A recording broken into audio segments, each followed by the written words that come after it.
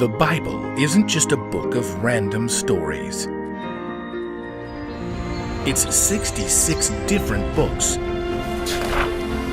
that come together to tell one story.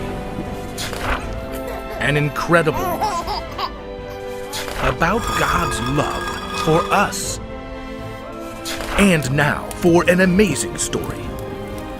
Inspired by the book of Matthew, chapter 8, verses 5 to 13. When Jesus taught the crowds, he didn't drone on and on like some teachers of the law. In accordance with Rule 4b, under Ordinance 6c, thou shalt not burn any yeast or honey. Instead, Jesus spoke with conviction and authority. Not everyone who says to me, Lord, Lord, will enter the kingdom of heaven. Only those who do what my Father in heaven wants will enter. Soon, it wasn't just Jewish people who were paying attention to Jesus. Even some of the Roman rulers were captured by what Jesus had to say. One of these men was a Roman military commander who lived in Capernaum. We'll call him, Atticus. Forward, march! Atticus was in charge of about 100 soldiers, and whenever he spoke, they all jumped to attention. And halt! Now, Atticus had a servant he loved deeply, perhaps like a son. We'll call him Julius. Tell me, Julius, why are all these people crowding into town? It's Jesus, sir. The teacher? He's here? They say he healed a man with leprosy, just like that. I've heard the stories. People flock to him everywhere he goes. Let's go see what he's like. Bring my cloak. Yes, I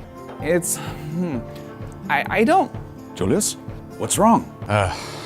Maybe it was some bad fish he had had for dinner or too much time in the blazing sun. But Julius became sick. The room, it's spinning. So sick he had to lie down, shaking. Soon he couldn't even move. Atticus paced the room. You'll get better. You've got to. There must be something I can do. I'll find this Jesus. Atticus grabbed his cloak and hurried out into the crowded streets. Hundreds of people crowded around Jesus, shoving to get near, but the crowds parted as Atticus marched through, tall and commanding. Jesus. I must see Jesus. As the last few people stepped aside, Atticus found himself facing someone he knew at once was Jesus. The man's face read both compassion and strength. Atticus, always in control, suddenly found it very difficult to speak. Lord, my servant, he lies at home and can't move. He's suffering terribly. Shall I come and heal him? Atticus imagined Jesus stepping through the doors of his house. Now he knew that Jewish law would forbid Jesus from entering the home of a Roman, but Jesus wasn't just any man. Lord, I am not good enough to have you come into my house, but just say the word, and my servant will be healed. Atticus thought of the way his soldiers obeyed every command instantly, without question. I myself am a man under authority, and I have soldiers who obey my orders. I tell this one, go, and he goes. I tell that one, come, and he comes. I say to my slave, do this, and he does it. The crowd was silent, intensely curious to hear what Jesus would say to this important Roman. But instead of answering Atticus, Jesus turned to the others around him. What I'm about to tell you is true. In Israel, I have not found anyone whose faith is so strong. Atticus could hardly breathe. He was so grateful that Jesus had seen such faith in him, an outsider, but he still desperately wished for his servant to be made well. Jesus turned back to Atticus and smiled. Go. It will be done just as you believed it would.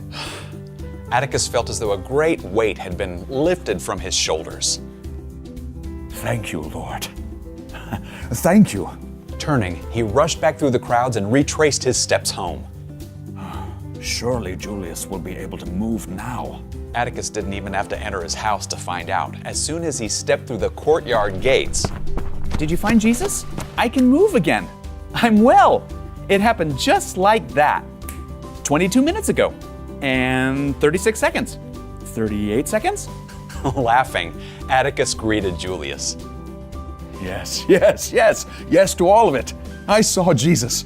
and there is no one like him. Though Atticus was an important man himself, he had seen that Jesus, God's Son, was more powerful still and worthy of his complete respect.